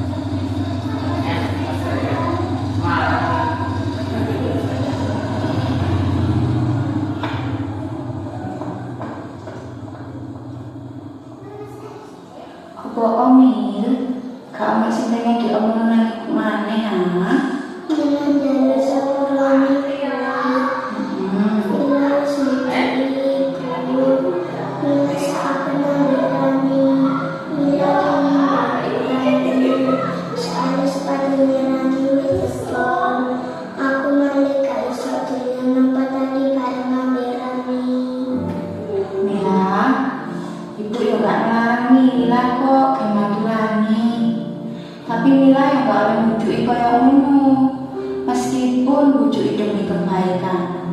Tapi ya tetep ae nek bujuki ku dosa. Sepuluh ibu, Mila nggak bujuki maneh. Nah, wis, ojo nangis. Enggak kalah gimana kok, ya? Oke, sudah Ibu? Kita tepuk tangan sedikit. Ya, ini adalah kira-kira Bapak Ibu bisa apa yang Ibu ambil dari pelajarannya tadi, Mbak Mila? Mbak Mila melakukan kesalahan tidak? Iya. Kesalahan apa yang dibuat Mbak Mila? Bohong kepada ibunya untuk mendapatkan sepatu baru. Dan ternyata sepatu lamanya diberikan kepada bestinya Rani. Nah, dari situ film pendek tadi itu adalah contoh penerapan segitiga restitusi Bapak Ibu, di mana ini tadi fungsinya untuk mengidentifikasi permasalahan yang ada. Contohnya tadi ya, Mbak Mila itu berbohong, maka cara mengevaluasinya atau merefleksinya itu dengan menggunakan segitiga restitusi ini, di mana ibunya itu dia memberikan menstabilkan identitas dulu. Menstabilkan identitas itu maksudnya Mbak Mila kan tadi didudukkan ya, didudukkan kemudian ditanya kayak gitu. Nah, caranya itu bisa dari sini. Kamu boleh, kita manusia biasa pasti pernah melakukan kesalahan, tapi kamu jangan berbohong. Tadi kan begitu. Kemudian ditanya, setelah menstabilkan identitas, kita bisa namanya validasi tindakan yang salah. Tindakan yang salah itu ditanyakan, kenapa kok kamu berbohong? Tadi alasannya karena pengen bantu Rani biar bisa bermain loncat tali lagi, dan itu kan alasannya. Nah, setelah itu diberikan penguatan atau menanyakan kesalahan. Keyakinan apa yang sudah dilanggar itu kalau kita melakukan refleksi kepada peserta didik kita. Tapi kalau berdasarkan film tadi itu kira-kira kesalahannya itu yang salah apa? Berbohong. Terus caranya apa biar tidak berbohong? Ya, berarti meminta maaf dan jangan diulangi lagi.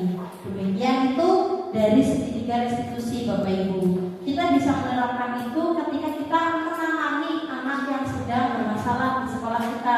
Kita panggil, kemudian kita menstabilkan identitas dulu, diajak ngobrol dulu yang banyak. Soalnya kan yang namanya murid dipanggil guru pasti tegang. Tegangnya itu panggil apa ke, panggilannya apa ke. Anak-anak pasti sudah berpikir seperti itu dulu. Jadi distabilkan dulu. Kenapa? Kemudian ya kita sadarkan bahwa kita ini pasti melakukan kesalahan. Ibu juga sama pernah melakukan kesalahan. Bapak juga sama. Kemudian begitu. Jadi seorang guru hendaknya memposisikan sebagai manajer yang dapat menuntun murid mandiri, merdeka dan bertanggung jawab, serta dapat mewujudkan profil pelajar Pancasila. Begitu kurang lebihnya. Terima kasih atas waktu yang sudah diberikan oleh Bapak Ibu untuk mengikuti kegiatan diseminasi ini. Semoga apa yang sudah kita peroleh hari ini bisa bermanfaat dan juga bisa kita implementasikan di kehidupan sehari-hari kita sebagai seorang pendidik. Terima kasih, cukup sekian dari saya. Mohon dimaafkan barangkali banyak tutur kata yang tidak pas, banyak guyonan yang terlalu. Saya akhiri. Wassalamualaikum warahmatullahi wabarakatuh. Waalaikumsalam warahmatullahi wabarakatuh. Tepuk tangan untuk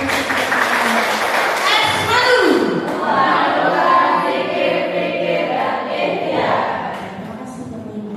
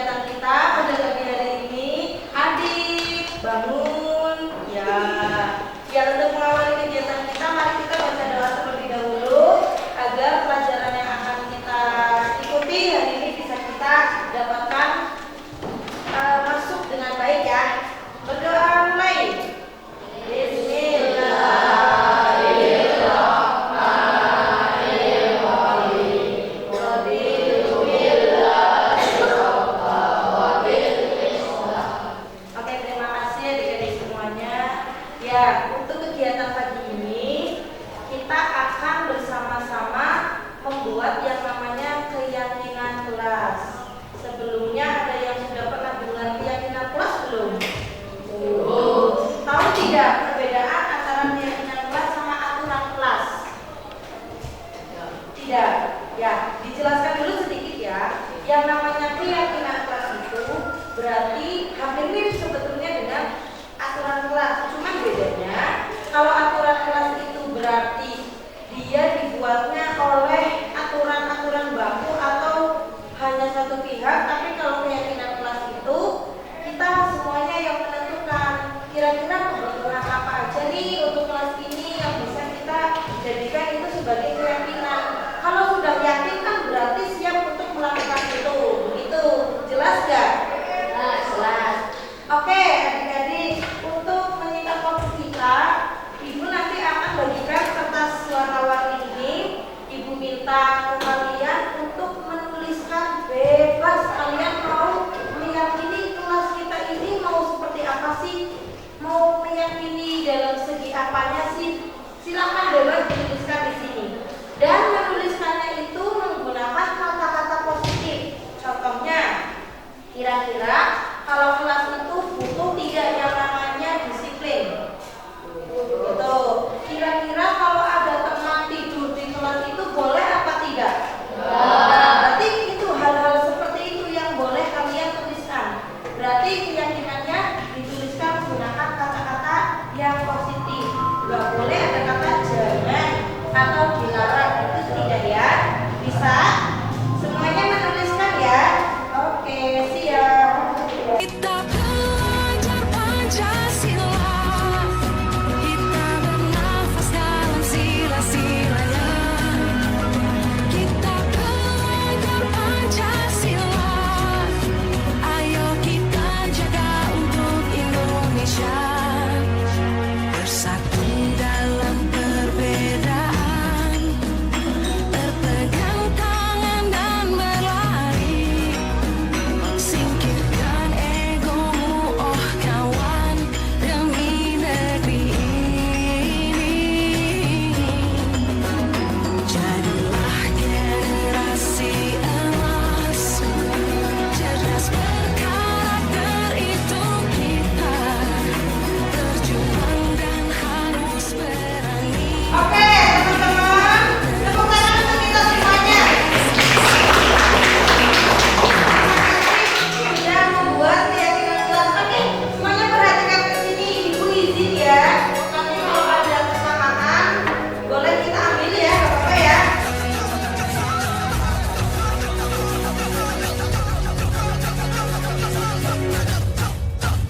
Kita belajar Pancasila, kita bernafas dalam sila-silanya. Kita belajar Pancasila, ayo kita jaga untuk Indonesia.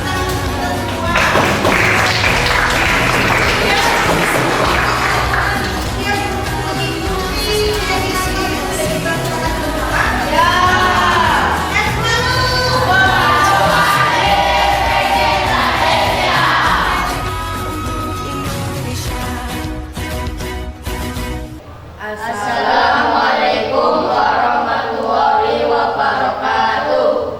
Kami dari kelas 7 Ibrahim. Nama saya Iqbal Nuseha. Nama saya Josat. Nama saya Arin Sejawali. Nama saya juga Rahmatullah. Nama saya Muhammad Setiawan. Setelah membuat keyakinan kelas, kami merasa senang, semangat, dan yakin akan meyakinkan kelas yang sudah kami sepakati bersama. Insya Allah kami akan menerapkan setiap hari. Cukup sekian dari kami. Wassalamualaikum warahmatullahi wabarakatuh.